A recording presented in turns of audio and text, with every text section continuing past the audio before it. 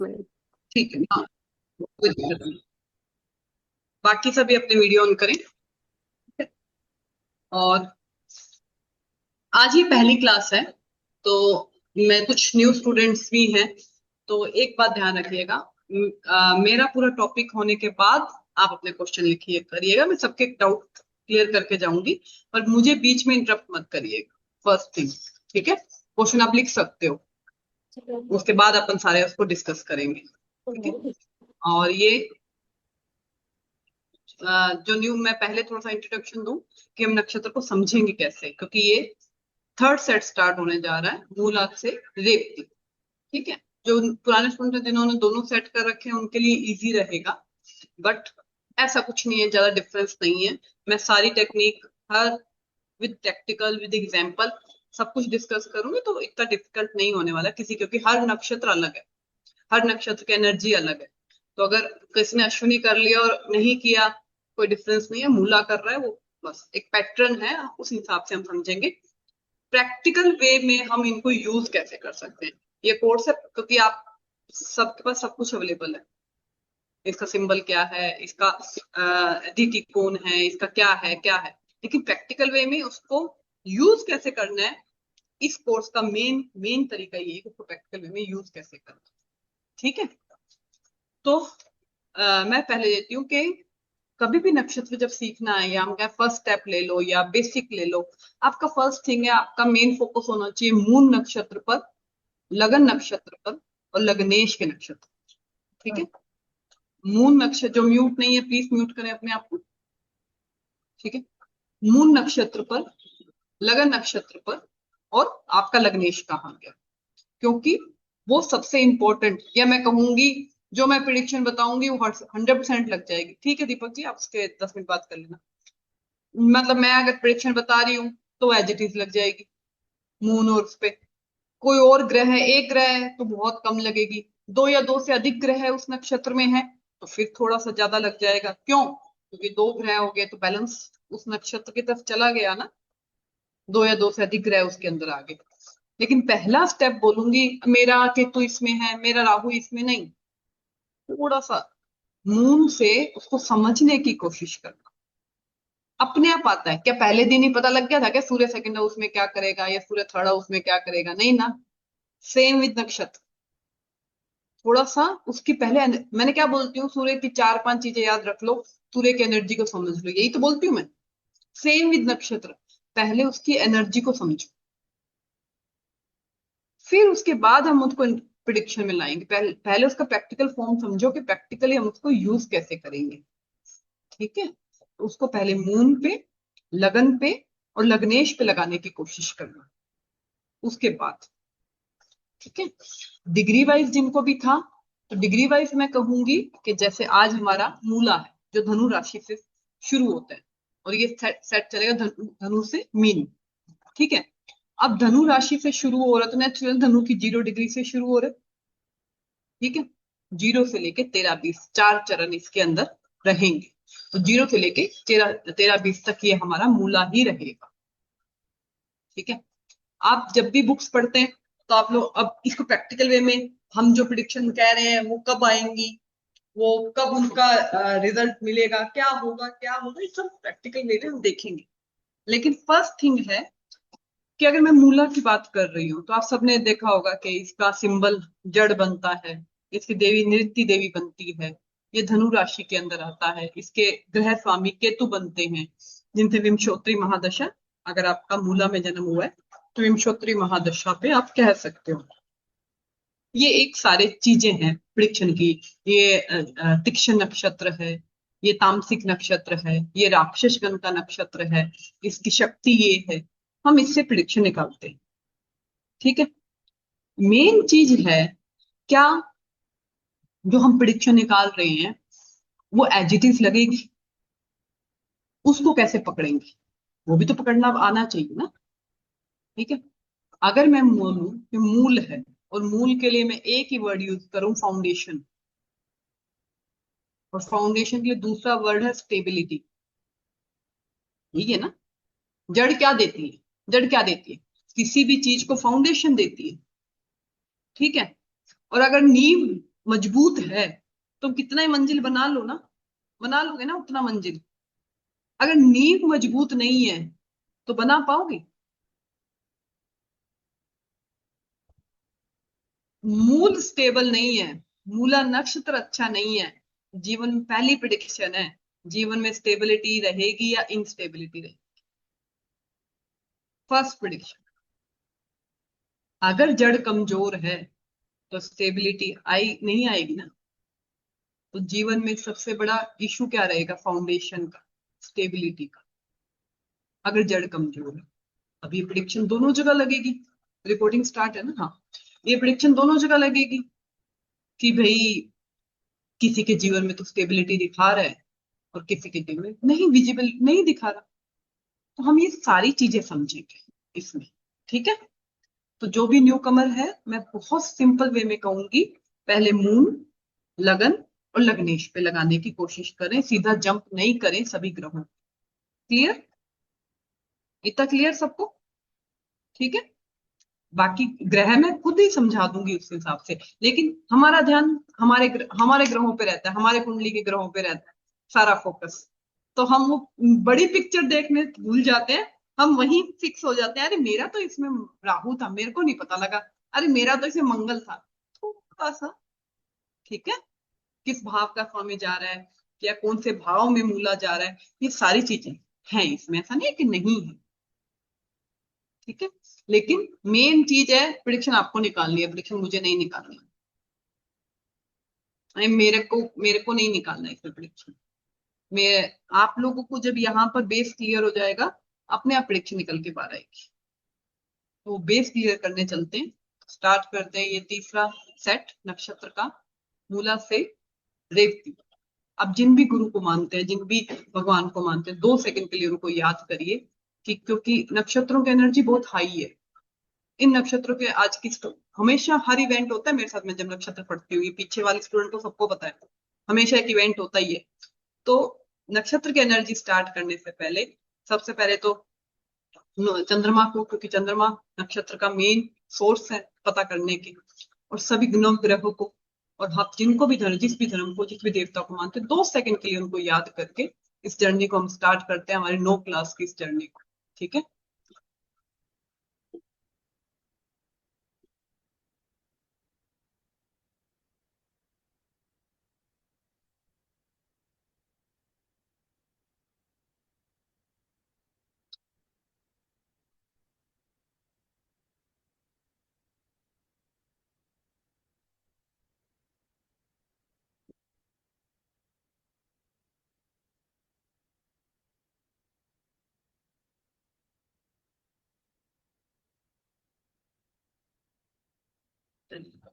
और अब नक्षत्र मूला, ठीक है, जो धनु राशि के अंदर 0 डिग्री से लेकर 13-20 तक आएगा। ठीक है, 4 चरण होंगे इसके, 0 से 3-20, 3-20 से 6-40, 6-40 से 10, और 10 से 13-20। इतना सबको पता है? इतना सबको क्लियर है? अगर ये सब कॉन्सेप्ट क्लियर है ना सबको, कि डिग्री 4 पद होंगे, 4 चरण होंगे ना, इतना सबको क्लियर है। ठीक है। पहला नाम है कोई भी नक्षत्र, उसका मूल, जैसे मूला का अगर मैं बोलूं, मूल का मतलब क्या है, स्वाति का मतलब क्या है, पूर्वाषाढ़ा का मतलब क्या है, उत्तराषाढ़ा का मतलब, रेवती का, उस नक्षत्र का मतलब ढूंढने की कोशिश किया करो, उस नक्षत्र का मूल का मतलब क्या है। ठीक है। तो फर्स्ट थिंग, 2 चीजें निकलती है मूल से, एक तो बेस, मूल क्या है, जड़। ठीक है, बेस। और दूसरा लगता है मूल, आप इसको जब गूगल करेंगे, वैसे बुक्स में लिखा हुआ है, मनी, धन से भी जोड़ा जाता है किसी चीज का मूल क्या है। ठीक है। तो मूल को, 2 चीजों के बीच में मूल बैलेंस चलता है। एक तो चलता है केतु पे, कि हमें अपने जीवन में एकांत में जाना है, हमें जिन, और एक चलता है पूरी तरह से भौतिकवादी पे। तो ये पूरा का पूरा नक्षत्र के नाम से आप कहोगे कि जीवन यहाँ चलेगा, या तो वो भौतिकता की तरफ चलेगा, ठीक है, या वो साधना की तरफ चलेगा। इसके नाम से ही समझ जाना। और ये दोनों क्वालिटी आपको उस पर्सन के अंदर दिखेगी, वो आइसोलेशन में भी दिखेगा आपको और भौतिकता में भी दिखेगा। फर्स्ट है कि मूल का मतलब क्या है, मूला। ठीक है। अब इसका सिंबल बनता है जड़। अब जड़ से कितनी, मतलब प्रिडिक्शन क्या निकाल सकते मैंने वैसे बताया आपको, शुरू में एग्जाम्पल दिया मैंने जड़ से। आप जिसका भी किसी का भी देखते हो ना, जड़ से पहली चीज तो है कि स्टेबिलिटी, ठीक है। दूसरी मैं कह सकती हूँ कि हर चीज की जड़ में जाना, ये मैं कह सकती हूँ, उसका नेचर ये बना सकता है कि हर चीज की जड़ में जाना। या मैं ये कह सकती हूँ कि किसी चीज का सॉल्यूशन जड़ से निकाल देना। क्या मैं इसको इस पॉजिटिव वे में सोचो ना, नेगेटिव क्यों सोचना है हमको? हम पॉजिटिव वे में सोच सकते हैं ना, कि किसी चीज का प्रॉब्लम जड़ से खत्म कर देना। अब मान लीजिए किसी का मरकरी हो, बुध, मून तो चलो है, मून पे तो देखो सभी लगेगा, ठीक है। मान लीजिए किसी का बुध है, ठीक है, वो ओवर थिंकर होगा, खोजेगा हर बात को, ओवर एनालिसिस करेगा हर चीज को। मरकरी, अपने आप मरकरी आ गया, हमने उसको से जोड़ लिया, प्रिडिक्शन आ गया, ठीक है। तो एक सिर्फ जड़ से हम मरकरी को ऐड करके ये बोल सकते हैं। मून में भी ये चीज बोल सकते हैं। किसी के लगन में मूला है, ठीक है, मूला की ना एनर्जी बहुत हाई है, जैसे आद्रा की थी, अश्लेषा की थी। कुछ नक्षत्र ऐसे हैं जिनकी एनर्जी ना नॉर्मल से ज्यादा है, ओवर है। तो उन एनर्जीज के लिए बोला जाता है कि उन नक्षत्रों को चैनलाइज करने की जरूरत है, ठीक है। और आपको पता है ये गंडमूल का मतलब जस्ट गंडमूल का नक्षत्र है ना, बुध के बाद केतु का नक्षत्र, गंडांत पॉइंट का, ठीक है। तो एनर्जी तो हाई है ये गंडांत पॉइंट वाले नक्षत्रों की, आपको पता है ये सब कुछ। जब एनर्जी हाई है और जड़ इसका सिंबल है, एक नॉर्मल वे में, एक नॉर्मल वे में, सिंपल वे में आपको एक बात कहूंगी, क्या वो इंसान टिक के बैठेगा?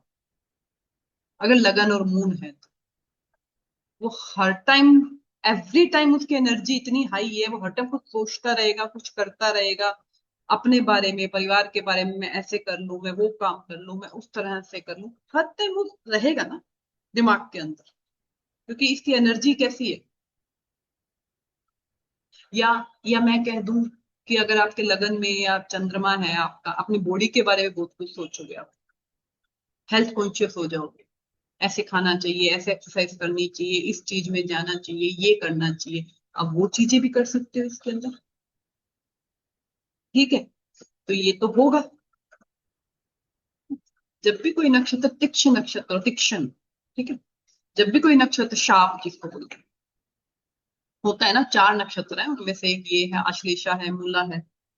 तो उसमें जो मुहूर्त में बताए गए हैं, उस टाइम पे वॉर पे जाना, या कोई आप कोर्ट केस है उस पे जाना, या कोई ऑपरेशन करवाना, इस तरह की एक्टिविटी की जाती है। शादी वगैरह शुभ एक्टिविटी नहीं की जाती, क्योंकि उनकी एनर्जी हाई है। तीक्ष्ण मतलब जिद्दी, जिद्दी भी उसको आप कह सकते हो।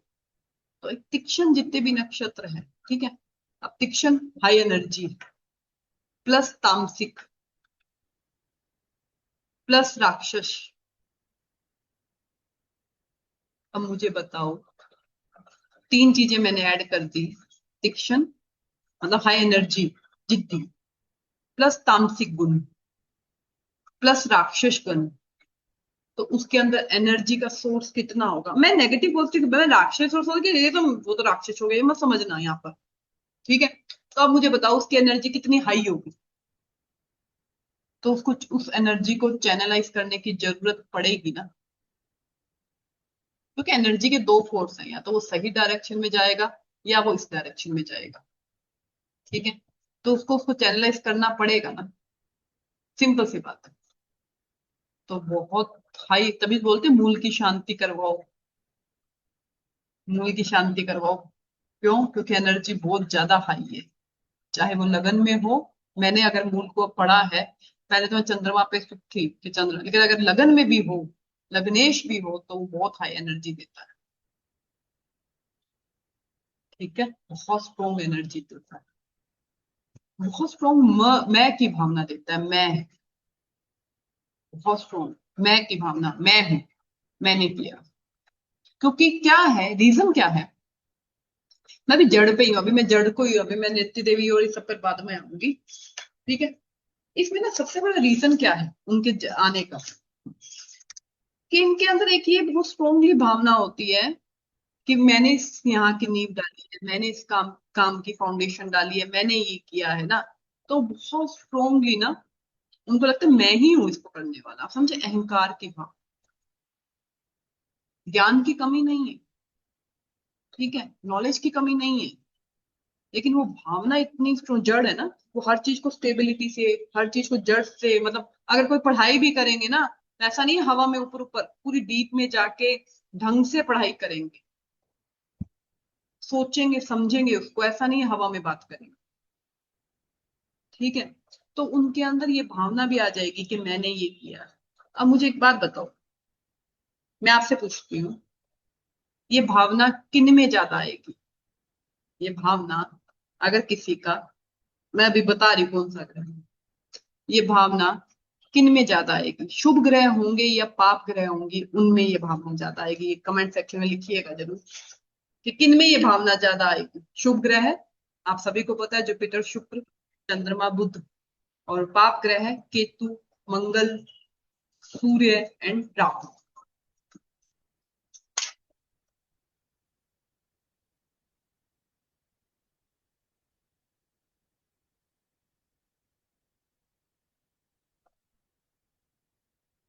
है ना? तो इतना सबको समझ आया, ये क्लियर है। हाँ, राहु विद मून इन, तो वो ज्योतिषमती जी वो हो ही गया ना। तो पाप ग्रह अगर इसमें आ जाए, तो ये सब मैंने किया, ये मेरे द्वारा की गई है, नींव मेरे द्वारा डाली गई है, ये मैं ही कर रहा हूं, ये भावना आएगी या नहीं आएगी? अब उनके क्वेश्चन सॉल्व हो गए जिनके मंगल है, राहु है, केतु है, मरकरी भी हो गया, ठीक है, मून तो चल ही रहा है, ठीक है। हाँ, जुपिटर में शुभ है। देखो, शुभ अशुभ दो तीन स्टेप है, वो अभी देखेंगे साक्षी जी अपन, जो हमेशा पहले किया है अपन ने, है ना। पहले एक बार इसकी एनर्जी समझ लेते हैं, देन प्रैक्टिकल में कुंडलियों पर देखेंगे कि किस तरह से शुभ हो रहा है, वो आप लोग ही जज कर लोगे, कोई बड़ी चीज नहीं है। चलिए, उसके बाद अब जड़ से छिपी हुई चीजें चीजें निकाल लेना, ठीक है, या छुप के रहना, गड़ी हुई चीजें निकाल लेना, ये परिवार की पुरानी चीजें, हमारे तो फैमिली में ये होता था, हमारे फैमिली में ये चला हुआ आ रहा है, हमारे ये हो रहा था, वैसी बातें करना, ठीक है। उसके बाद पुरानी चीजों की तरफ ज्यादा अट्रैक्ट होना, ठीक है, पुराने रिश्तों या पुरानी बातों को लेके बार बार वो चीजें है ना, ये सारी चीजें आप जड़ से जोड़ सकते हो, सारी चीजें, पॉजिटिव वे में भी जोड़ सकते हो, नेगेटिव वे में भी जोड़ सकते हो, लेकिन सारी चीजें। अब मुझे बताओ, करियर में अगर मैं जड़ जोड़ूं, तो वो किस किस फील्ड में जाएंगे? जाएंगे, कितने फील्ड आ गए इसमें? जासूसी वाला आ गया, गार्डनिंग वाला आ गया, यहाँ पर जितने भी पुलिस के जासूसी फील्ड है वो सारे आ गए, हिस्ट्री डिटेक्टिव, हिस्ट्री वाले आ गए, जो जमीन के अंदर खोज की चीजें निकालते हैं, ठीक है, जमीन से निकलने वाली सारी चीजों के आगे। तो किसी का 10th लॉर्ड अगर मूला में है, तो वो इन काम में जा सकता है। हर्ब में आ गए, यस लॉयर, हर्ब में आ गए, क्यों? क्योंकि सारे, और वो, अभी चलो वो तो नृत्य देवी पे आएंगे, अभी जुड़, इससे निकालते हैं। अब मुझे बताओ, और किसी जड़ समस्या को जड़ से मिटाना, तो काउंसलर भी आ जाएंगे इसके अंदर, ठीक है, जो लोगों की सुन के बैठ के प्रॉब्लम को सॉल्व करेंगे। लेकिन अश्विनी वाले काउंसलर नहीं आएंगे, वो सिंपल हील करने वाले काउंसलर नहीं आएंगे, वो मुंह पे आके जवाब देते हैं, वो वाले काउंसलर हैं इसके अंदर। ये अश्विनी वाले या ये शुभ वाले काउंसलर नहीं आएंगे, ये बात क्लियर कट बता दूं मैं आपको, ठीक है। एनर्जी बहुत स्ट्रोंग है यहाँ पर, तो उस एनर्जी को बैलेंस करना बहुत जरूरी है। तो अगर किसी के लगन में है और मून है, पहली चीज देती है एक्सरसाइज रेगुलर बेस पे करे, पहली रेमेडी है ये। नहीं तो वो जड़ें कैसे होती है, ऐसे फैली हुई होती है ना, तो एनर्जी कैसी है? फैली हुई है ना। जड़ें कैसी है? द बंच ऑफ रूट्स, यही तो है, बंच ऑफ रूट्स। तो वो फैली हुई है ना, उसको चैनलाइज तो करना पड़ेगा ना, मूला पे। तो अगर लगन में है, मंगल है, पाप ग्रह है, पहली चीज है ऐसे बच्चे को फिजिकल एक्टिविटी में डालना आपको सबसे कंपल्सरी है। अगर वो फिजिकल एक्टिविटी में नहीं है, तो ये जाएगी जाएगी दूसरी तरफ, ठीक है। तो मूल शांति पहली चीज समझिएगा, ठीक है। अब यहाँ पर अगर जड़ से मैं कहूं तो स्टेबिलिटी इशू देता है, ठीक है, स्टेबिलिटी इशू देता है। जिनके भी चंद्रमा या लगन में है, उनके जीवन में कितने चेंजेस आए होंगे, स्थान परिवर्तन कितने आए होंगे, या फोर्थ हाउस में है या फोर्थ लॉर्ड है उसमें, उसके जीवन में स्थान परिवर्तन या जॉब में या स्टेबिलिटी में चेंजेस कितने आए होंगे, मुझे ये बता दो पहले। लेके बैठे होंगे ना कुंडलियां आप ऐसी, तो लग रहा होगा ना वहां पे ऐसे ऐसे, तो जीवन में स्टेबिलिटी इशू कितना रहा होगा। ये तो जड़ से, अभी तो मैंने एक जड़ ही सिखाया है, अब जड़ से प्रिडिक्शन देख लो आप। ठीक है। अगर यही मूला सेकंड हाउस में आ जाए, यही मूला कोई भी ग्रह है उसके अंदर, ठीक है, ग्रह नहीं हो तब भी चल आ जाएगा। कैसे? 0 से 13 डिग्री के बीच के अंदर आपका लगन होना चाहिए। आपके लगन की डिग्री 0 से लेके 13-20 होनी चाहिए, तो सेकंड हाउस में मूला की एनर्जी आ जाएगी। अगर कोई भी ग्रह नहीं है वृश्चिक लगन का जातक, वृश्चिक लगन की अगर डिग्री 0 से 13-20 है, तो बाकी सभी घरों में 13-20 की डिग्री ही काम करेगी, 0 से 13-20। क्लियर सबको? ठीक है। तो मुझे एक बात बताओ, सेकंड हाउस में अगर किसी के मूला कोई ग्रह आ जाए, कोई आ जाए, तो किस चीज की स्टेबिलिटी में इशू देगा?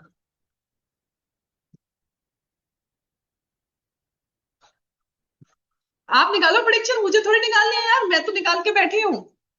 आप लोग निकालो प्रेडिक्शन। पैसे में, धन में देगा, धन संचय में देगा स्टेबिलिटी इशू। क्लियर? थर्ड है तो सिबलिंग्स के साथ देगा।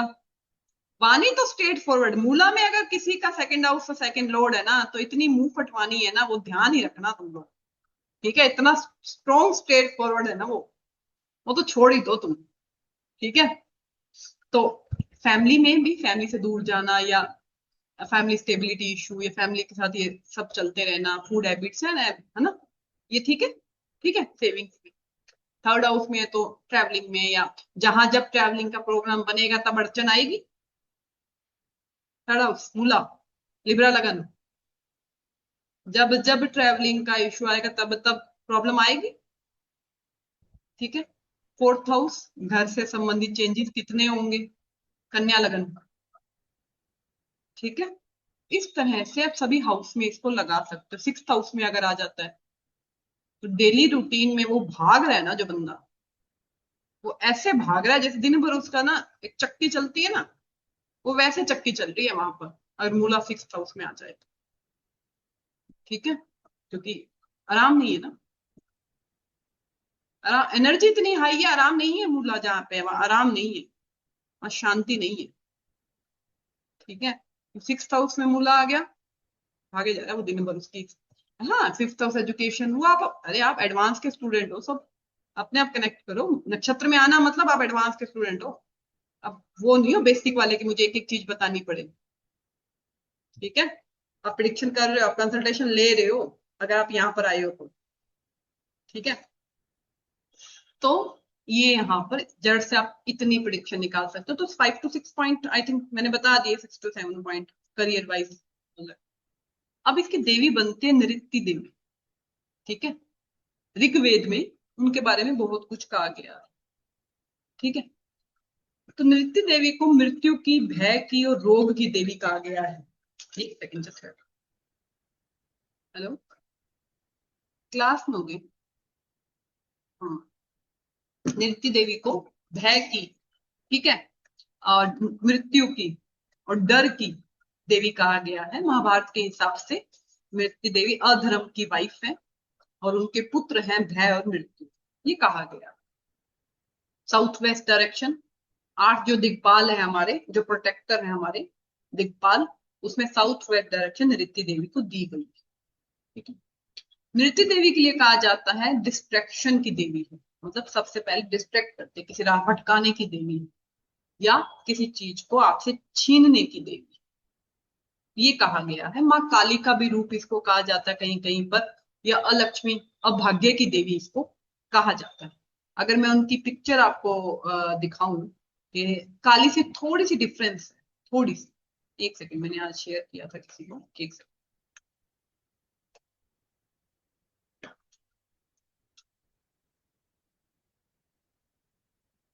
पूर्णतः काली वाली मैं नहीं कहूंगी कि माँ काली जैसे हैं ये, पूर्णतः वैसे नहीं है, थोड़ा सा डिफरेंस। ये इनकी पिक्चर है, ठीक है, नृत्य देवी की। है काली जैसी और जीभ बार आना या ये जो भी है जामा। तो ये कोई साधारण देवी नहीं है। अग्रेसिव रूप दिख रहा है आपको, अग्रेसिव रूप दिख रहा है उनका, ठीक है। 10 महाविद्या के अंदर धुमा देवी को इनसे जोड़ा जाता है। तो अगर कोई देवी अग्रेसिव है, ये कोई देवी ऐसे रूप के अंदर है, या देवी के हाथ में तलवार है, जीभ निकल रही है, उनके ये आपको खोपड़ी वगैरह ये सब दिख रहा है, तो ये समझ जाओ कि जो मूला वाला है उसकी जिंदगी कितनी ट्रांसफॉर्मेटिव, या ऐसी देवी के अगर वो इनबिल्ड है ना दिमाग के अंदर, अगर देवी की पिक्चर ऐसी है कि उनका जन्म मूल में है, मूल मूला में है, ये लगन मूला में है, तो उनके जीवन का ये रहेगा उतार चढ़ाव। देवी बार बार उनको निकाल के लाएगी ना, डिस्ट्रैक्ट कर, मतलब आप गलत रास्ते पे गए नहीं, जब दशा आई देवी ने आपको पीड़ा दे देनी है और सही रास्ते पे ले आना। ये क्लियर कट है, क्योंकि एनर्जी इतनी हाई है, आप गलत रास्ते पे जाओगे, गलत चीज पे जाओगे, अगर आपने उसको सही ढंग से चैनलाइज नहीं किया। अभी मैं बताऊंगी किस कुंडली में सही है किस कुंडली में गलत है, वो मैं ही बताऊंगी। लेकिन फर्स्ट थिंग कि अगर देवी का ये रूप है, तो देवी कोई भी चीज बिना पीड़ा के तो आपको, बिना पेन के या बिना ट्रांसफॉर्मेशन के तो देने वाली है नहीं। नृत्य देवी ये तो क्लियर कट मान के चलना आपके जीवन के अंदर, कि जहां मूला है आपकी कुंडली के अंदर, वहां पीड़ा जरूर है आपकी कुंडली। जहां जहां मूला है वहां वहां पीड़ा अवश्य दिखाई देगी आपको अपने जीवन के अंदर। और पीड़ा कैसी, सप्तम में है तो आपको पता, लगन में है तो खुद भटक रहा है, वो खुद एक शांति के लिए भटक रहा है वो इंसान। सेकंड में है तो वो पैसे के लिए भटक रहा है इंसान, अब बात करके देखना उससे, वो पैसे के अलावा कोई बात नहीं करेगा। 11th में है तो उसी की बात कर रहा है। 10th में है, अगर ये मूला वाले करियर नहीं चुने, मान लो 10th हाउस में है या 10th लॉर्ड मूला में है, तो वो कभी भी स्टेबिलिटी इश्यूज को हमेशा रहे। तो नृत्य देवी के लिए ये कहा जाता है कि जनरली इनको हम, मतलब कहते हैं ना साउथ वेस्ट में गेट नहीं होना चाहिए, एंट्रेंस में वास्तु में जो पॉइंट्स हैं, वो कहा जाता है ना नृत्य कोण। क्यों बोलते हैं ना कि इस घर में एंट्री के बाद मृत्यु हो जाती है, बहुत बोली जाती है ना, डेथ हो जाती है, डाउनफॉल शुरू हो जाता है आपका, तो वो किस लिए बोला जाता है, एनर्जी है ना ऐसी, ठीक है। लेकिन हम लोग क्या कहते हैं, नृत्य देवी का पहला काम क्या है। अब चलो मैंने डिस्ट्रैक्शन और ये सब बता दिया। नृत्य देवी का पहला काम है, जब हम बहुत ज्यादा हवा में आ जाते हैं ना, बहुत ज्यादा इल्यूजन में आ जाते हैं ना, वो हमको पहले नीचे गिराते हैं और फिर वो हमको वापस खड़ा करते हैं। क्योंकि किसी भी चीज को रोकने के लिए उसका अंत जरूरी है, नई बिगनिंग के लिए किसी पुरानी चीज का अंत होना जरूरी है। तो नृत्य देवी हमारे जीवन के अंदर उन चीजों को हटाती है जिनकी जरूरत नहीं और हमने इकट्ठा करके रखा हुआ है जड़ की तरह। हाँ, तो हाँ हाँ शायद शादी टाइप, तो हमने उसको जड़ की तरह इकट्ठा किया हुआ है। तो जब हमने अनवांटेड जड़ भी साफ करनी पड़ती है ना पेड़ों के। अब मुझे एक बात बताओ, जड़ अगर स्ट्रोंग नहीं होगी तो पूरा पेड़ नरिश होगा, पनपेगा। आपके कर्म ठीक नहीं होंगे तो आप मूला से अच्छा काम ले सकोगे। क्लियर करता है। कुछ कुछ हैं, आद्रा है, आश्लेषा है, कुछ नक्षत्र ऐसे हैं, उनके स्वाति है, उनकी एनर्जी ऐसी है कि आपको संभल के रहना ही पड़ेगा उस भाव में जहां पर वो आ रहा है, ठीक है। तो नृत्य देवी क्या करती है कि हमारे ना आसपास जितनी भी अनवांटेड चीजें होती है जो हमने जबरदस्ती बढ़ा रखी होती है खुद ही, वो उनको साइड पे करती है, प्योरीफाई करती है, ठीक है, साइड पे हटाती है। तो जब जब मूला की दशा चलेगी, अपने चार्ट कनेक्ट कर लेना, मूला की दशा मतलब केतु की दशा चलेगी या मूला में बैठे किसी ग्रह की दशा चलेगी, तब तब आपको ये ट्रांसफॉर्मेशन या चेंज या ये पीड़ा आपको जीवन में सहन होगी, ये क्लियर बता रही हूँ। और पीड़ा नॉर्मल नहीं होगी, ये बात हमेशा ध्यान रखनी।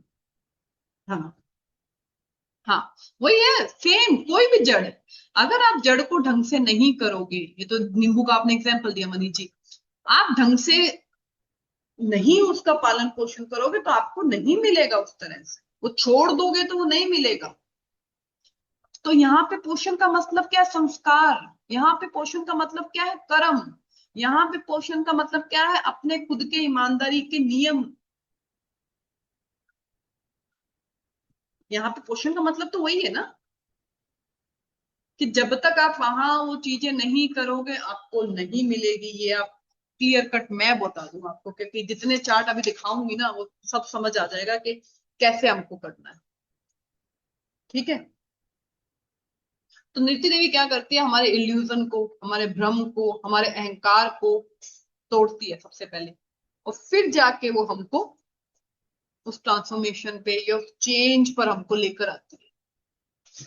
ठीक है, तो जब जब मूला की दशा चले, अब यहाँ पर ये चीज आती है कि कैसे पहचान। चलिए कुछ और पॉइंट्स प्रिडिक्शन के ऐड करते हैं, देन इसको प्रैक्टिकल वे में यूज करते हैं।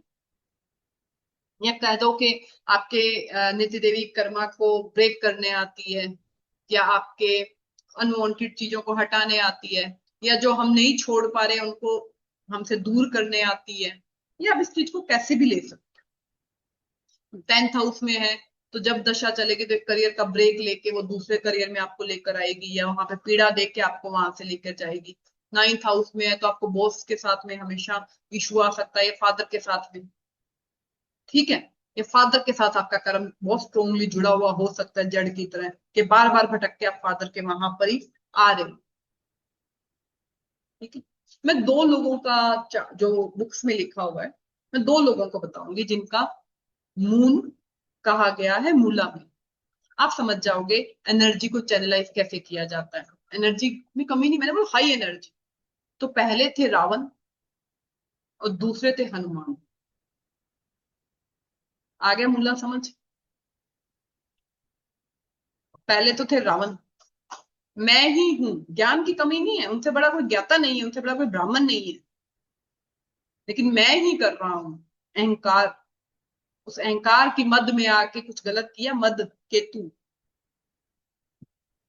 अहंकार की मद में आके किया कि खुद नारायण को यहाँ पर आना पड़ा।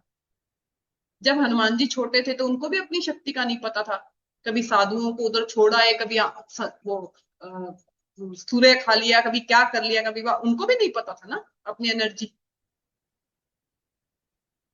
उनको भी एनर्जी पता करवानी पड़ी ना, चैनलाइज होनी पड़ी ना। तो दो एग्जाम्पल है, फेमस एग्जाम्पल, राम, रावण और हनुमान। कितनी एनर्जी, इतना ज्ञान है, पर वो सही ढंग से चैनलाइज होना चाहिए, कि उसको हम समझेंगे कैसे। ठीक है, अब इनके अंदर नई जगह, नई सोच लाने की, मतलब क्रांतिकारी, बहुत स्ट्रोंग विल पावर, बहुत स्ट्रोंग विल पावर। मतलब अगर जम गई ना चीज कि ये करना है तो वो करके ही मानेंगे, आप छुड़वा नहीं सकते इनको साइड में, इतना स्ट्रोंग विल पावर। भाई आप खुद सोचो, आप खुद सोचो, मैं बोल रही हूँ, अब मैंने आपको इतनी चीजें बताई है। अब मैंने नृत्य देवी बता दी आपको, आपको मैंने तीक्ष्ण नक्षत्र बता दिया, आपको मैंने तमस बता दिया, आपको मैंने रजस होता है सॉफ्ट एकदम, सत्व होता है सॉफ्ट, तमस बता दिया मैंने। अब बताओ उस पर्सन की एनर्जी, क्या वो झुकेगा किसी के आगे? मानेगा किसी की? वो सुनेगा किसी की? आप मुझे खुद बताओ, अपने को कितना याद रखना है मुझे बताओ, ये आधे घंटे का लेक्चर हुआ है, अपने को कितना याद रखना है? अब मुझे बताओ, कुछ याद रखने की चीज बताई है मैंने कि आपको रटना पड़ेगा या कुछ करना पड़ेगा? बैठ गया ना अंदर? अब मुझे एक बात बताओ, नृत्य देवी क्या करती है? ट्रांसफॉर्मेशन करती है, चेंज लाती है हमारे जीवन के अंदर। जब जब, याद रखना, जब जब बड़े ग्रहों का गोचर, स्पेशली शनि राहु केतु गुरु का गोचर जब जब मूला में होगा, ट्रांसफॉर्मेशन आएगा। अगर आपकी कुंडली के अंदर मान लो पहले से कोई है मूला में, और वहीं मूला में आ जाए, तो वो पीरियड सबसे डिफिकल्ट पीरियड आपकी लाइफ में, और चेक कर लेना आप। मान लो आपका मूला में कोई ग्रह है, और वो जब वही ग्रह सेम मूला में वापिस आया, उस वक्त का टाइम चेक कर लेना अपने जीवन में। ठीक है। अब इसके बाद नित्य देवी को जोड़ा जाता है। जो ये तूफान आते हैं, प्राकृतिक आपदाएं आती है, तूफान आ गया, भूकंप आ गया, बाढ़ आ गई, ये कोविड आया, प्राकृतिक जितनी भी आपदाएं वो नृत्य देवी के अंदर आती है, क्योंकि मृत्यु की देवी है। तो वैसी चीजें जिन पर हमारा बस नहीं है, जो हमारे कंट्रोल से बाहर है हमारे जीवन के अंदर, वो सारी की सारी नृत्य देवी के अंदर आती है। जो हमारे आउट ऑफ कंट्रोल है वो सारी की सारी इनके अंदर है। ठीक है। जिन जो हमारे बस में नहीं है। क्यों? क्योंकि जब भी बहुत ज्यादा आसुरी शक्तियां जब बढ़ गई, तो ब्रह्मा जी शिव के पास जाते थे कि अपने को एक नई ब्रह्मांड का निर्माण करना पड़ेगा, क्योंकि यहाँ पर जीवन अब हो नहीं रहा। तो शिव कहते थे कि आ, हर वक्त नए क्यों नए करना है। तो उन्होंने जब पहला अवतार हुआ था मत्स्य अवतार, जब 7 ऋषि जाकर, तो अवतार उसी वजह से हुआ था कि हर बार जरूरी नहीं है नई चीज का निर्माण करना, प्योरीफाई भी किया जा सकता, कुछ चीजों को हटाकर भी नई चीज लेकर आई जा सकती। ठीक है। तो ये सारी चीजें आप मूला से, मूला वाले इंसान के जीवन में बोल सकते हो। ठीक है। अब अब मुझे एक बात बताओ, अगर ट्रांसफॉर्मेशन की है, जड़ है, तो जितने भी रिसर्च के फील्ड है वो इसके अंदर आएंगे या नहीं आएंगे? रिसर्चर होंगे इन फील्ड ये कि नहीं होंगे? सारे रिसर्च के फील्ड आएंगे। लेकिन ना, मेन पता है क्या है, मेन चीज है कि ना, जब तक ना इतना भाग रहा होता है, इतना ओवर थिंकर कर रहा होता है, इतना सोच रहा होता है, लगन लगनेश मून, इतना ज्यादा एनालाइज कर रहा होता है ना, कि वो खुद को भटक जाता है और ये आसपास के लोगों को भूल जाता है। आप समझे? वो ओवर इतना ज्यादा वो चीजों को कर चुका होता है ना, वो मैं में मतलब ये कहूंगी कि शांति की खोज में ले लो, या भौतिक सुख की खोज में ले लो, या फेम, मूला फेम, फेम की ले लो, वो इतना खो जाता है ना कि वो आसपास की चीजों को भूल जाता है। ये अध्यात्म ले लो, दलाई लामा का moon in Mula, Aurobindo Ghosh moon in Mula. तो वो उस तरह से उसमें खो जाता है। लेकिन मैं पहली चीज हमेशा कहूंगी, अपनी एनर्जी को चैनलाइज जरूर करना किसी ना किसी वे में। क्योंकि अगर हाई पाप ग्रह और हाई एनर्जी के ग्रह इसमें आ जाए, स्पेशली मंगल, तो जहां पे है उस रिलेटिव को देख लेना। या तो खुद का तो होगा चलो, लेकिन जहां पर है उस रिलेटिव को देख लेना, उसकी एनर्जी बहुत स्ट्रॉन्ग,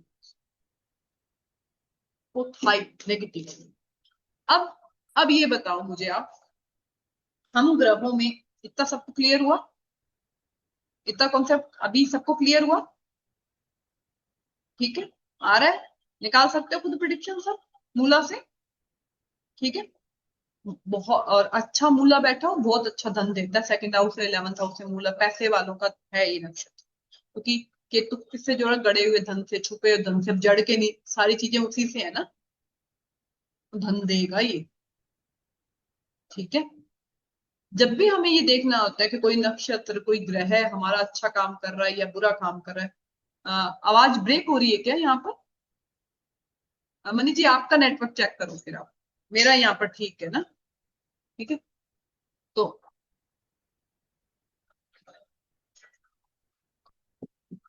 इतनी हाई एनर्जी की वजह से कई बार ये लोग क्या करते हैं, बहुत जल्दी जल्दी डिसीजन ले लेते हैं। अभी करना है, आज ही करना है, ऐसे ही करना है, वैसे ही करना है, वो गलत हो जाते हैं। मैंने पहली चीज क्या बोली थी आते ही, कि मेरा केतु है, मेरा राहु है, रुक जाओ, मूला की एनर्जी ऐसी है, तुम भी रुक जाओ, शांति रखना, शांत होकर सोचना कोई ग्रह इसमें आएगा तो कैसा काम करेगा। सेम विद मूला नेटिव, थोड़ा सा एनर्जी को चैनलाइज करने की जरूरत है। मैं आपके सामने बैठी हूँ, जुपिटर इन मूला। ठीक है। तो मूला जुपिटर क्या देता है? ज्ञान, नॉलेज। ठीक है।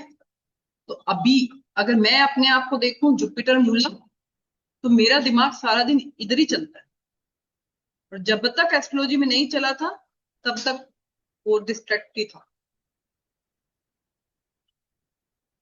ठीक है, तो जब तक आप यहाँ पर, और मेरा चला कब, जब जुपिटर मूला में आए थे 2019, चेक कर लेना, नवंबर 2019 से लेकर जनवरी 2020, वो मेरा टर्निंग पॉइंट था एस्ट्रोलॉजी में आने। तो आप जब जब इसकी एनर्जी को नहीं करेंगे, ये आपको स्टेबिलिटी नहीं देगा अपने जीवन में, जहां आपका मूला है, ये बात लिख के रखिए।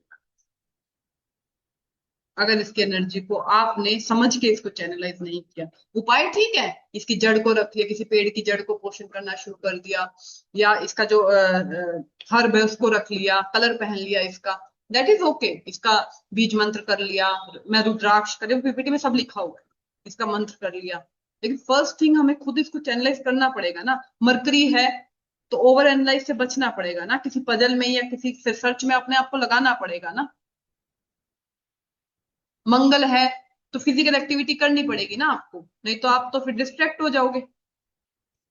ठीक है, मेरा फिर वॉइस ब्रेक हो रहा है क्या? अच्छा, नीता जी अपना माइक अपना ठीक करो। ठीक है, तो ये, तो अगर मंगल है, जिनके भी आप देखना, एक आप पहले बता दो पॉजिटिव नेगेटिव, देन मैं सभी ग्रह बताती हूँ। सेम, हम कभी भी ये कैसे पता करते हैं, जो वैदिक में, अगर नक्षत्र में यूज नहीं करूं, मैं ग्रहों पे जाऊं, कि 10th हाउस में मान लो सूर्य की राशि आ गई 5 नंबर, फॉर एग्जाम्पल 5 नंबर राशि आई है, 10th हाउस अच्छा काम करेगा या बुरा काम करेगा, ये किस बात पे डिपेंड करता है? उसमें कोई ग्रह नहीं बैठा, तो किस बात पे डिपेंड करता है कि आपका 10th हाउस अच्छा काम करेगा या बुरा काम करेगा? सूर्य की प्लेसमेंट पे, कि सूर्य अच्छा बैठा है या बुरा बैठा है। ठीक है, तो मूला किस पे काम करेगा? मूला किस पे काम करेगा? बताओ, सोचो, लिखो कमेंट सेक्शन में, मूला किस पे काम करेगा, कि मूला अच्छा है या बुरा है? मैंने एग्जांपल दे दिया आपको, केतु पर। मूला का स्वामी कौन है? मूला की एनर्जी कौन दिखा रहा है हमारी कुंडली के अंदर? केतु। ठीक है, तो अफ्लिक्शन के पॉइंट लिखिएगा। केतु अगर 6, 8, 12 में है,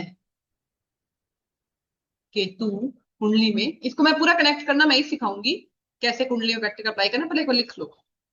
केतु अगर 6, 8, 12 में है, तो मूला आपका पीड़ा में आ गया। जब तक स्वय राशि क्या है, वो बच जाएगा, स्वय राशि नंबर 8 नंबर, वो फिर भी सपोर्ट कर देगा। ठीक है, तो केतु अगर 6, 8, 12 में है, मूला कहीं भी हो, मूला मतलब 9 नंबर राशि कहीं भी आई हो आपकी, केतु को देखना अपने को यहाँ पर, पहली चीज कैसा बैठा। केतु 6, 8, 12 में है तो दिक्कत दर्शाएगा। ठीक है, दूसरा चीज, केतु किसी पाप ग्रह के साथ, पाप ग्रह कौन से बच्चे केतु के साथ आने के लिए? शनि और मंगल, राहु तो सामने आएगा। केतु किसी पाप ग्रह के साथ बैठा हो। ठीक है,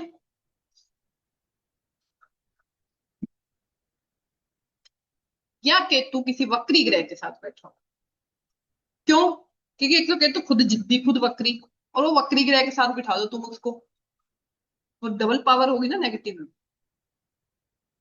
और बाकी केंद्र में, त्रिकोण में अकेला बैठा हो, शुभ ग्रह के साथ बैठा हो कहीं भी, शुभ मान लो 6, 8, 12 में भी वो अच्छी राशि का शुभ अच्छे ग्रह के साथ, फलित सरोवर का जो सूत्र है, स्वय राशि के ग्रह के साथ, उच्च के ग्रह के साथ, मतलब ये तो एक कॉमन सेंस है ना, कि हमें देख ले, मान लो छठे में बैठा है, आप कहोगे मैडम आपने तो छठे में बुरा बताया था, लेकिन छठे में 4 नंबर के जुपिटर के साथ में बैठा है, तो ये तो अपना खुद का जजमेंट है ना। तो देखते हैं पहला चार्ट, चले पहले चार्ट पे, पहली कुंडली पर लगाए इसको। ठीक है, फिर देखिए उसका टाइमिंग कैसा, अभी तक सबको सब समझ आया? किसी भी बुक में जाओ, कहीं भी जाओ, इससे ज्यादा प्रिडिक्शन नहीं है। ठीक है, मैं 4 से 5 चार्ट दिखाऊंगी, जितने भी कॉन्सेप्ट है वो सारे क्लियर हो जाएंगे, किससे कैसे ये काम करेगा। चलिए पहले चार्ट पे चलते हैं, एक बार मैं देख लूं। के चलते क्वेश्चन नहीं लूंगी, क्वेश्चन मैं मेरा पूरा कंप्लीट होने के बाद लूंगी।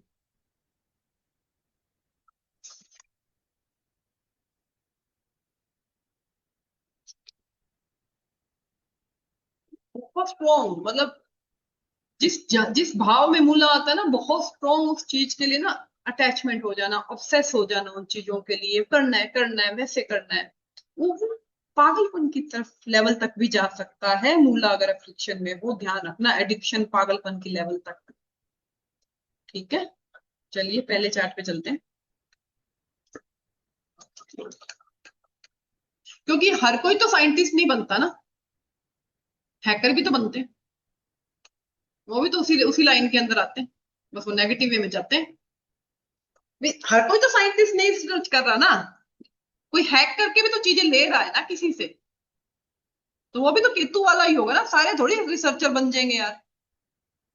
ठीक है, अगर कोई पुलिस में सारी चीजें हैक करता है, तो जो दूसरी तरफ वाले हैं उनकी तरफ भी तो कोई हैक कर रहा होगा ना। ऐसा तो नहीं है कि सारे वही वही वही लगे हुए हैं, उनके पास भी उतना ही माइंड बढ़िया होता है, वो भी मूला वाले हो सकते हैं, मूला मरकरी वाले, क्यों नहीं हो सकते यार। ठीक है, अगर विल पावर यहाँ पर स्ट्रॉन्ग है तो विल पावर वहां पे कमी थोड़ी है विल पावर की, तो उस चीजों को आप उस तरह से लीजिएगा। ठीक है, हम अब जज करेंगे कि क्या पॉजिटिव है और क्या नेगेटिव है इन मूला। कुंडली बनवा दूं या खुद दिखा दूं? बनवा दूंगी तो थोड़ा सा जल्दी समझ आ जाएगा, मैम बनवा है ना? दो। बनवा दूं, चलो मेष लगन की कुंडली बनाओ।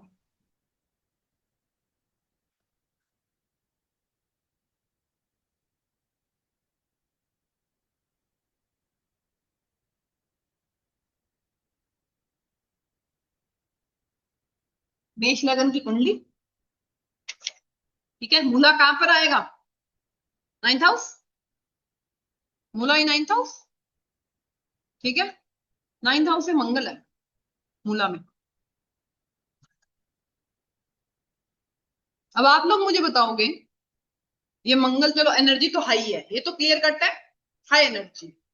अब वो हाई एनर्जी आपको आर्मी पुलिस में भी ले जा सकता है, वो हाई एनर्जी आपको स्पोर्ट्स में भी ले जा सकती है, और वो हाई एनर्जी आपको वायलेंस की तरफ भी ले जा सकती है।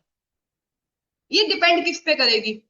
हाँ फादर, 9th हाउस, ये डिपेंड, ये लग्नेश बन गया है, इसलिए इंपॉर्टेंट हो गया रीता देवी।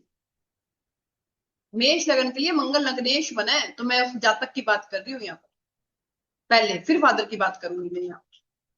ठीक है, तो मेष लगन के लिए मंगल लगन बना, लग्नेश बना इन मूला। अब मुझे आप लोग बताओ, अब मैं केतु की प्लेसमेंट बताने जा रही हूँ, अब मुझे आप लोग बताना कि केतु की वजह से ये पुलिस में गया, आर्मी में गया, इसने लड़ाई झगड़े करे, अहंकार किया, घमंड किया, मैं किया। ठीक है, फिर दशा देखेंगे अपन। केतु इन लग्ना विद वक्री जुपिटर, केतु इन लग्ना विद वक्री जुपिटर। अब लगन में केतु और लगन में वक्री जुपिटर, तो माइंडसेट कैसा होगा? अभी मैं और ग्रह नहीं बिठा रही हूँ, मैं बताऊंगी, मैं पूरी स्टोरी बताऊंगी आपको, समझा के जाऊंगी ये चार्ट। ठीक है, तो अब मुझे बताओ मंगल कैसा है, मूला कैसा है? मंगल का है का मूला बताओ, मूला कैसा है, मूला की एनर्जी कैसी है? डिस्ट्रक्टिव वे में है या चैनलाइज है, बढ़िया वे में है? डिस्ट्रक्टिव है मैम। ठीक है, कमेंट सेक्शन में लिख सकते हो, नो डाउट, ऐसा कुछ नहीं है। मुझे खुद सोच के बताओ, लगन में केतु, लगन में केतु के साथ वक्री बृहस्पति और मंगल मूला का, एनर्जी कैसी है जातक की, मंगल की, मूला की? मंगल तो चलो लग्नेश है, तो मैडम लग्नेश हमेशा शुभ होता है, लग्नेश का फल हमेशा शुभ होता है, वो तो छोड़ दो। ठीक है, 9th हाउस में लग्नेश गया तो भाग्यशाली होगा, हाँ भाई भाग्यशाली है। ठीक है, ये लाइन आप बोल सकते हो, बुक मतलब वो कुंडली बनाते हैं ना, हाथ से कुंडली बनाने वाले, बहुत बढ़िया लिखी जाती है ये, कि ये बच्चा तो अपने माता पिता के लिए भाग्यशाली है। लगन का स्वामी एग्रेसिव, ठीक है ना। आपके कुल का दीपक है लग्नेश इन 9th हाउस, कुल का दीपक कहलाएगा, है ना। ये सारी चीजें बोलेंगे अपन। लेकिन मुझे तो यहाँ पे बस ये जानना है कि मूला की एनर्जी कैसी है, मुझे ये नहीं जानना है कि मूला की एनर्जी, मुझे ये जानना है, ठीक है। पॉजिटिव जुपिटर के साथ में एग्रेसिव, वक्री, केतु डिस्ट्रैक्ट, ओके लीना एनर्जी डिस्ट्रैक्ट, ठीक है, ठीक है। ज्ञान, अहंकार, मैं, हाँ मैं, ये ठीक है। स्वस्तिका डिस्ट्रक्टिव नेगेटिव, ठीक है। पॉजिटिव पॉजिटिव, ठीक है। एक बात हमेशा ध्यान रखना, राहु केतु जब भी किसी वक्री ग्रह के साथ आते हैं ना, उनका जो नेगेटिव फेज है वो बढ़ जाता है। ये बात हमेशा ध्यान, कि राहु केतु जब भी किसी वक्री ग्रह के साथ में आ जाए, चाहे वो पॉजिटिव हो चाहे वो नेगेटिव हो, कितनी कुंडलियों में देख लेंगे राहु केतु। मैं जब D1 की बात करूं, मैं D9 पे तो अभी आई नहीं हूं, ठीक है। राहु केतु जब भी किसी वक्री ग्रह के साथ में आ जाए, वो अपनी, क्योंकि नेचुरल ना, वो है ही नेगेटिव, उनको थोड़ा सा तो पुश चाहिए पॉजिटिव, नेगेटिव पॉजिटिव होने के लिए। जैसी संगत, जो चंद्रमा के लिए हम बोलते हैं ना, जैसी संगत, मरकरी के लिए सॉरी, जैसी संगत वैसा उसका रिजल्ट, ये मैंने बहुत स्ट्रोंगली राहु केतु के साथ भी अप्लाई होते हुए देखा। जैसी उसका उसका एनवायरमेंट मिला है वैसा वो रिजल्ट देंगे। तो इनकी मूला कैसा हुआ, नेगेटिव। क्लियर आप सबको, जिन्होंने पॉजिटिव लिखा या जो भी है, क्लियर, ठीक है। अब इनका मूल लिख लो पंचम भाव में, मघा में। मैं मघा के लिए एक ही वर्ड यूज करूंगी, मघा के लिए मैं एक ही वर्ड यूज करूंगी। प्रेडिक्शन जो न्यू है वो भी निकाल देंगे, जो पुराने चलो उनको तो आता ही है। मघा के लिए एक ही वर्ड है, सिंहासन, सत्ता, ठीक है। और मूला के लिए डिस्ट्रैक्शन, ठीक है। तो मघा की दशा चलेगी तो सिंहासन तो देगा ना, पंचम में बैठा मून, तो अहंकार, वो राजा वाला, वो सब चीजें, वो कर्म। अगली दशा तो तुम्हारी मंगल की आने वाली। मून के बाद दशा किसकी है, मंगल की। मून की दशा ने सत्ता दी और मंगल की दशा ने सारी छीन ली। क्यों? क्योंकि मून की दशा में ये था कि किया मैंने ही है, सब कुछ मेरे द्वारा ही किए गए हैं, मैं ही राजा हूं, सब कुछ करने वाला ही मैं हूं, अहम। नृत्य देवी ने तो क्या करना था, हवा से नीचे गिरना था तुमको। तो ये क्वेश्चन मेरा आज तक सॉल्व नहीं हुआ था, ये लग्नेश की दशा इतनी खराब कैसे गई। मैं हमेशा सोचती थी कि लग्नेश की दशा, मतलब द डे लग्नेश की दशा स्टार्ट हुई, राजा तो मतलब बिल्कुल ही खत्म, बिल्कुल ही बैंकरप्ट। मुझे एक बात बताओ, लग्नेश की दशा ये कर सकती है जो बुक्स में लिखा हुआ है, लेकिन मूला की दशा ये कर सकती है अगर तुमने अपने अहंकार को और कर्म को नहीं छोड़ा। वो लग्नेश की दशा नहीं थी, वो मूला की दशा थी। और नक्षत्र ऐसे समझे जाते हैं, क्लियर, ठीक है। तो कभी भी किसी ग्रह को, अब आप कहोगे मैडम मून का मघा भी तो इनका लगन में बैठा था, मघा का स्वामी भी तो केतु बनता है, वो पोजीशन, वो पोजीशन, वो अहंकार के साथ। मघा मूला पैसा देते हैं, पैसे के नक्षत्र हैं ये। मघा सत्ता देगा, तो मघा ने सत्ता दी अहंकार के साथ। मूला डिस्ट्रैक्शन देगा, लाइन पे लेकर आएगा, कर्मा का, कर्मा करेक्शन करेगा वो। जिसका जो काम था, जिस नक्षत्र का, उसने वो काम कर दिया, ठीक है। ये दोनों तीनों चार्ट रखना, मैं लास्ट टेक्निक लास्ट में बताऊंगी टेक्निक, अब यही रखना यहाँ पर, ठीक है। मैं खाली अभी हाँ या ना में बता रही हूँ, फिर उसको और जज करना, उसके बाद बताऊंगी प्रिडिक्शन निकालना इसमें से भी। तो इसका 6th हाउस में 6 8 12 में जुपिटर, मरकरी सॉरी केतु गया, खराब करेगा नेचुरल, उस मंगल की डिस्ट्रक्टिव एनर्जी देगा। इसकी जब दशा चली राहु में मंगल, एक बात और, एक पॉइंट लिख लेना कि अगर आपकी कुंडली के अंदर मूला में कोई ग्रह है, अगर आपकी कुंडली के अंदर मूला में कोई ग्रह है और आपके जीवन में मेन जो ईयर होते हैं, ले लो 20 से लेके 35 तक, 40 तक ले लो आप, मेन जो स्टेबिलिटी आप लेकर आते हो अपने जीवन में पढ़ लिख कर, उस टाइम में शुभ ग्रह की दशा चल जाए तो आप भाग्यशाली हो, महादशा। और उस टाइम में पाप ग्रह की दशा चल जाए तो समझ जाना वो डिस्ट्रक्टिव फेज में जा सकता है। फिर स्टोरी खुद ही समझ लो कि अगर मूला में कोई ग्रह है और आपके मेन जो स्टेबिलिटी ईयर है, मतलब 18 से आप कॉलेज स्टार्ट हो जाता है टिल 40 तक आप ले लो, तो ऐसे मतलब मरकरी की चल गई, शुक्र की चल गई, 20 साल की, 17 साल की मरकरी की चल गई, तो आप ब्लेस हो। और अगर नहीं चली तो फिर जो निश्चित देवी वाला पूरा बताया है ना, वो इस चार्ट में समझ लेना। इस चार्ट में दशा चली, ये कॉलेज वगैरह में थी बच्ची 90। एक और चार्ट लिखिएगा, मूला इन लग्ना, 9 नंबर।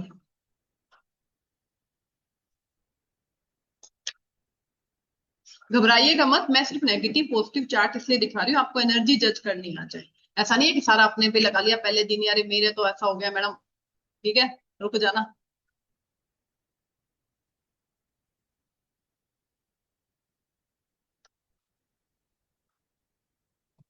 चलिए, यहां पर लगन में कोई ग्रह नहीं है, मूला मूला है, मतलब लगन जो डिग्री है 0 से 13 डिग्री है, ठीक है। लगन की जो डिग्री है वो 0 से 13 के बीच में है। केतु गया चौथे घर में शनि और मंगल के साथ में, 4th हाउस। हो गई, हो गया डिस्ट्रैक्शन, हो गया आगे समझ, क्लियर कट। मूला की एनर्जी कौन सी जाएगी, माँ आपको न्यू बिगनिंग के लिए तैयार करेगी, या माँ आपको डिस्ट्रक्शन वे में आप जाओगे, ठीक है। आप स्टेबिलिटी की तरफ जाओगे। इस बच्चे के चार्ट में 96 चार्ट, आई थिंक 96 बॉर्न बच्चा है, इसके चार्ट के अंदर स्टेबिलिटी इशू है, एडिक्शन में चला गया था, और एडिक्शन में जाने के बाद आउट ऑफ कंट्रोल हो गया था, कि मतलब ज्यादा एडिक्शन लेने की वजह, ओवर एडिक्शन लेने की वजह से, जिस हाथ में घर से कोई तलवार वगैरह चाकू वगैरह लेके निकल पड़ता था सड़कों पे, फिर पकड़ के लेके आते थे इसके भाई, और इस वे में डिस्ट्रैक्शन जा सकता है अगर मूला पीड़ा में हो, मेरा कहने का मतलब ये है। और मंगल बहुत हाई एनर्जी देता है मूला में, मंगल का हमेशा ध्यान रखना, ठीक है। कोई बात नहीं आशीष जी, आप कोई बात नहीं, नेक्स्ट टाइम ऑन कर लीजिएगा, सुन लीजिए, ठीक है। तो ये यहाँ पर इस चीज को दिखाता है। इतना सबको क्लियर हुआ कि हम मूला को अच्छे वे में या मूला को बुरे वे में कैसे समझ सकते हैं। चलो, बहुत नेगेटिव चार्ट हो गया, अच्छा चार्ट भी दिखा देती हूँ मैं, है ना, बहुत सारे नेगेटिव चार्ट हो गए अब। तो चलिए, एक चार्ट लिखिएगा, मेरे को एक सेकंड लगन देखने दीजिएगा, एक सेकंड।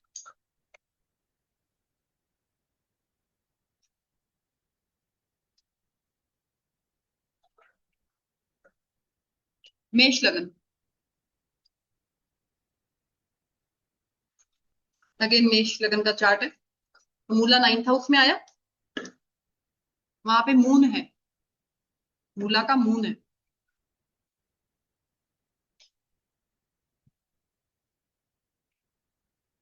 ठीक है। मून है तो मतलब ओवरऑल, ठीक है। और जो केतु है वो 4th हाउस में जुपिटर के साथ में। अब बताओ ये पॉजिटिव है नेगेटिव है, ये तो राजी हो गए, ये तो राजी हो गए। ये पुलिस में बहुत अच्छी पोस्ट पर है, स्टेबल लाइफ। अभी जज करना आया मूला कि हम चार्ट पे कैसे पकड़ेंगे, ठीक है। अब पहली चीज तो ये है, अब आते हैं पदा पे, नवमांश में।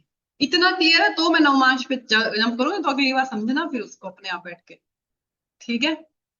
तो इतना क्लियर है सबको, चलिए। अब इसमें नवमांश में क्या होगा कि ये नव, अब वहां पे 108 नवमांश होते हैं अपने टोटल, ठीक है। तो एक राशि के अंदर 9 नवमांश आते हैं, इतना सबको पता है, ठीक है। अब ये अग्नि राशि 9 नंबर अग्नि तत्व से एलिमेंट शुरू हो रहा है। तो पहला नवमांश मेष, दूसरा वृष, तीसरा मिथुन और चौथा कर्क। तो मूला के कौन से नवमांश होंगे? मूला अगर चरण 1 होगा तो कौन सा होगा? मेष नवमांश। मूला चरण 2 होगा तो क्या होगा? वृष नवमांश।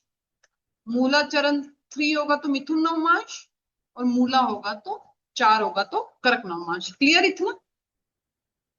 अगली क्लास में अपने पूर्वाषाढ़ा पढ़ेंगे। तो पूर्वाषाढ़ा फर्स्ट होगा तो लियो आ जाएगा वहां पर, फर्स्ट का पूर्वाषाढ़ा का लियो आ जाएगा। ये सीक्वेंस ऐसे ही चलेगा, कोई थोड़ी वापस वैसे शुरू हो जाएगा। तो पूर्वाषाढ़ा का लियो आ जाएगा 1, पूर्वाषाढ़ा 2 वर्गो, पूर्वाषाढ़ा 3 तुला, और पूर्वाषाढ़ा 4 वृश्चिक स्कॉर्पियो। ठीक है, फिर उत्तराषाढ़ा आ जाएगा, एक चरण आता है उत्तराषाढ़ा का इसके अंदर, धनु के अंदर एक आता है। तो एक चरण मतलब धनु नवमांश पे ये खत्म हो जाएगा, ये राशि खत्म हो जाएगी धनु नवमांश पे। तो किसी का भी उत्तराषाढ़ा 1 में अगर कोई ग्रह होगा वर्गोत्तम हो जाएगा, वो 9 का 9 में जाएगा, धनु से धनु नवमांश हो गया वर्गोत्तम। इस तरह से वर्गोत्तम होता है ये कैलकुलेशन से। ठीक है, तो आज के हमारे चरण है। राधा जी अभी तो वेट करो, अभी तो नक्षत्र का लेवल ही आया ही नहीं अभी तो अभी तो वेट करो आप। ठीक है, तो यहां पर मेष, वृष, मिथुन और तुला। आप लोग मुझे बताओ, मेष की एनर्जी मेष जैसी होगी? अब नवमांश में चेंज थोड़ी हो जाएगी, मेष तो मेष ही है, हाई एनर्जी चार्ट। ठीक है, तो किसी का मंगल आलू मान लो, फॉर एग्जाम्पल मंगल या राहु मान लो आप, उसका मंगल यहां धनु से फर्स्ट चरण से कहां जाएगा? मेष नवमांश में। तो एनर्जी कितनी हाई होगी एज कंपेयर टॉरस नवमांश? किसकी एनर्जी ज्यादा होगी, मेष नवमांश की या टॉरस नवमांश की? ये बताओ मुझे आप पहले। एक नंबर मेष की, फिंगर कर सकते हो आप, ऐसा नहीं कुछ नहीं। तो मेष नवमांश की ज्यादा जाएगी। ठीक है, सेकंड चार्ट के अंदर मंगल मेष नवमांश में है, जहां पर वो एमबीबीएस वाला मैंने बताया। तो आगे स्टोरी समझ। थर्ड चार्ट के अंदर जो धनु नवमांश का चार्ट था उसमें भी लगन मेष गया, मतलब फर्स्ट चरण में, मतलब लगन की डिग्री क्या हुई? 0 से 3:20 के बीच में। धनु नवमांश में डिग्री क्या हुई? एक सिंपल सा दोबारा समझाती हूँ, सुनो। मान लो किसी का धनु नवमांश है, ठीक है, सॉरी धनु राशि लगन में फर्स्ट हाउस में। ठीक है, क्लियर? लगन की डिग्री है 0 से लेके 3:20। ठीक है, कौन सा नवमांश बना 0 से 20 में? मेष। एक नंबर। नवमांश में कौन सी राशि उदित होगी? एरीज। ऐसे नवमांश का निर्माण होता है। क्लियर? नवमांश में कौन सी राशि उदित होगी? अगर मान लो यहीं पर धनु का डिग्री होता 3:20 से लेकर 6:40, तो नवमांश में क्या उदित होता? टॉरस। वृष नवमांश। क्लियर? ठीक है, यही 6:40 से 10 होती तो जैमिनी नवमांश। ठीक है, और यही 10 से 13-20 कर्क नवमांश। क्लियर? अब मुझे एक बात बताओ, मेष की एनर्जी समझ आ गई? तो मान लो किसी का पाप ग्रह है, मूला में हो। पहला तो प्रेडिक्शन अपन ने देख लिया, अभी केतु कैसा बैठा है, पॉजिटिव नेगेटिव। अब अपन ने देख लिया कि वो चलो पॉजिटिव तो है, लेकिन उसकी एनर्जी कितनी हाई लेवल की है। तो अगर वो मेष नवमांश में जाएगा तो हाई लेवल है, एग्रेशन ज्यादा हो सकता है, गुस्सा ज्यादा हो सकता है। सेकंड में जाएगा टोरस, टोरस टाइम की है, पैसे की, तो उसकी एनर्जी कहां लग रही होगी? पैसे में लगाएगा वो अपनी एनर्जी, मूला की। ठीक है, तीसरी उसकी है बुध की एनर्जी, जैमिनी नवमांश। उसमें वो एनर्जी कहाँ लगाएगा? ज्यादा सोचने में, ओवर कम्युनिकेशन में, एनालाइज करने में, रिसर्च करने में। तो मिथुन वाले रिसर्चर होंगे अगर 3 पदा में आ जाए तो। और चौथा नवमांश आ जाता है करक, है ना, करक नवमांश। उसमें आ जाए तो इमोशनल डिसबैलेंस तो देगा ही देगा, ये बात ध्यान रखना। ठीक है, यहाँ तो इमोशनल रूप से, हाँ ओवर, मैं कह दूं इमोशनल बैलेंस नहीं होंगे, अग्रेशन वे में भी आ सकते हैं, कैसे भी आ सकते हैं, पर थोड़े बैलेंस नहीं होंगे। ठीक है, तो इस तरह से हम नवमांश को पढ़ेंगे। अभी मैंने नवमांश का एक ही लेवल सिखाया है, मैं सारे सिखा दूंगी ना तो ऐसे हो जाएगा क्लास के बाद। और पूर्वाषाढ़ा में दूसरा लेवल सिखाऊंगी नवमांश पढ़ने का। ठीक है, अभी रुको एक बार, आज के लिए ना डोज एक ही बहुत है। ठीक है, अब जो फर्स्ट चार्ट दिखाया था उसके अंदर मंगल 4th में था, चरण 4। तो जब चंद्र और जब उनका ये पीरियड था चंद्रमा का,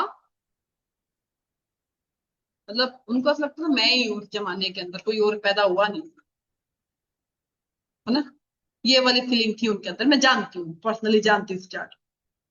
ठीक है, तो उनके अंदर ये फीलिंग थी कि मैं ही, मतलब और जैसे ही मंगल आया, द डे 2015 में मंगल आया, चलती दुकान पे ताला लग गया सरकार, चलती दुकान पे ताला लग गया। सोच लो कि कैसे आपको आपके कर्मों का फल देने कोई कैसे आ सकता है। लीज हो जाती है सरकार का, वो एरिया पूरा जब्त हो जाता है। उस एरिया के अंदर उनकी दुकान आ गई और आज तक नहीं खुली, 11 साल हो गए। अब मुझे एक बात बताओ, टेक्निक थोड़ी सी हार्ड है बट ठीक है, सोचना है इसको करने का। मंगल 9th house, Ketu 1st house, Karma कहाँ आके घुमाएगा वापिस?